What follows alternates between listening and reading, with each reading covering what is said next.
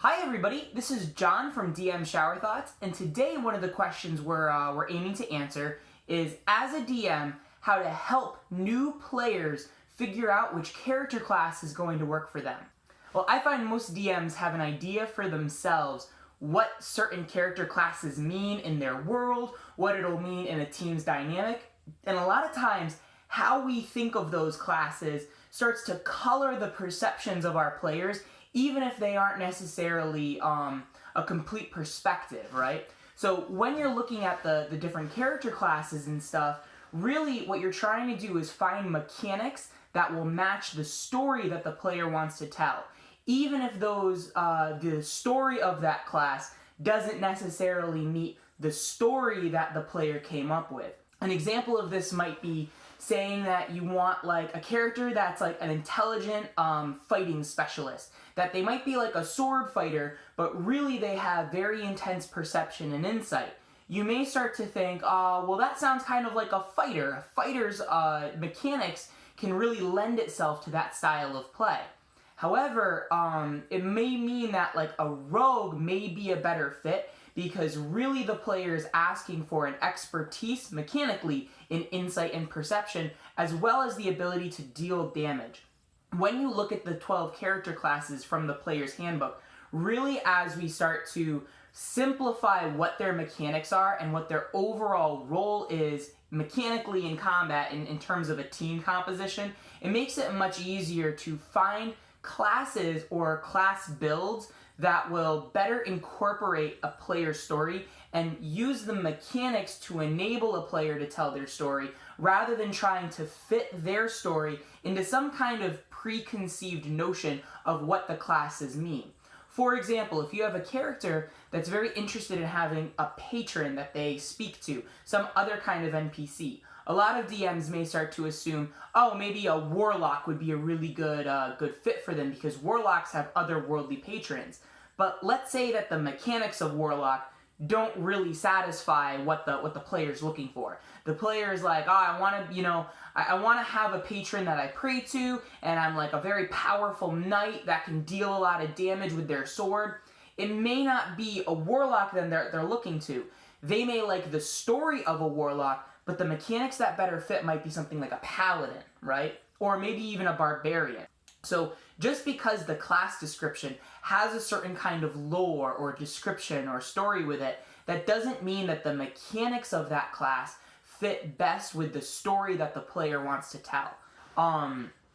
So what I usually do is, when I'm trying to figure out what is going to best serve a player that comes to me, the first thing that I do is I start to ask clarifying questions. And that helps me kind of start to figure out what they're trying to get out of the experience. To give some kind of like generic questions that I tend to ask, the first thing I ask is, when your character fights, would you rather have them fight with a weapon or with magic?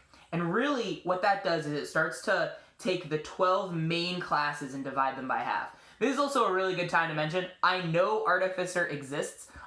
For new players, Artificer is something I may allude to, but I don't really recommend it as an option, because Artificer has this kind of literally mechanical know-how of the game, like things like how magic items work, which magic items are going to be stronger or weaker, or you need to prioritize.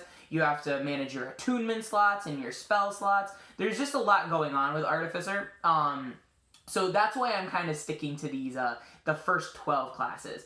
And if you can pretty much be like, would you rather use a weapon or use magic, now you can pretty much divide the list by half. If they answer both, then you start to ask, which one do you want to use more? If a player asks for a weapons class, now you're looking at classes like fighter, paladin, barbarian, rogue, ranger, and monk. And monk is a little bit like, if they're like, I just want to punch it, then you're like, oh, hey, monk is for you, you know? That's pretty much the only unarmed class in 5th edition right now. If they want like a spellcasting class, now you've narrowed it down to warlock, wizard, cleric, druid, sorcerer, there we go. I'm missing one. Oh, bard, there we go. So once you can narrow it down, that now you can start to look at the specific role that they want. So let's say they want like a weapons-based character. Then you ask, Do you want to be close range or do you want to be long range? That narrows it even nicer, right? If they want close range, I would say Barbarian, Paladin, or Monk.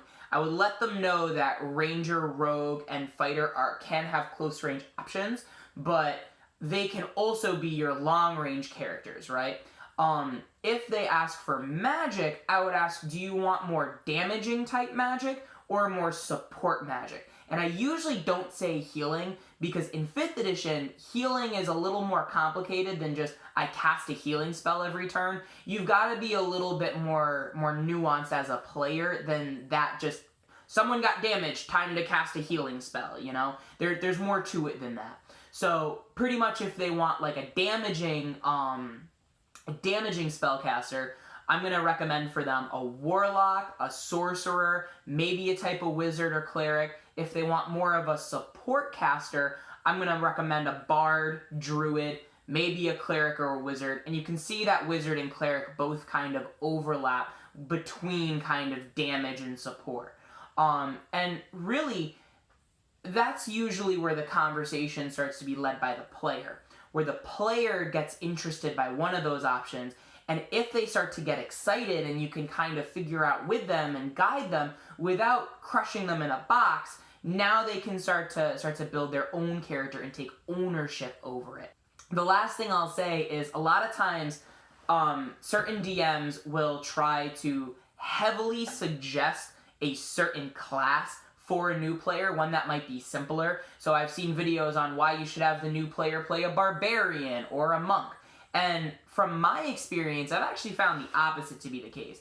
I've seen the same player who's a little newer play a simple character and a complex character, and they've actually picked up the complex one quicker because they're more excited about it. So I've seen a player where it's like they're doing the Monk thing and they're having a trouble figuring out the key points and the bonus actions. I've seen that same player take on a Wizard, and then it's almost like literal magic happens, no pun intended, where they can understand bonus actions and reactions, and they have almost a full mastery over their character's skill set.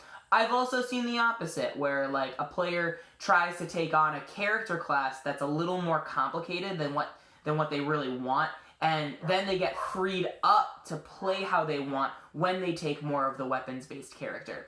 So as a DM, your mission is to listen to what your players want and really figure out what gets them excited. Because if they're excited about it, all of like the understanding mechanics and rules, they'll figure that out on their own because they're excited about the possibility of the stories that they can tell.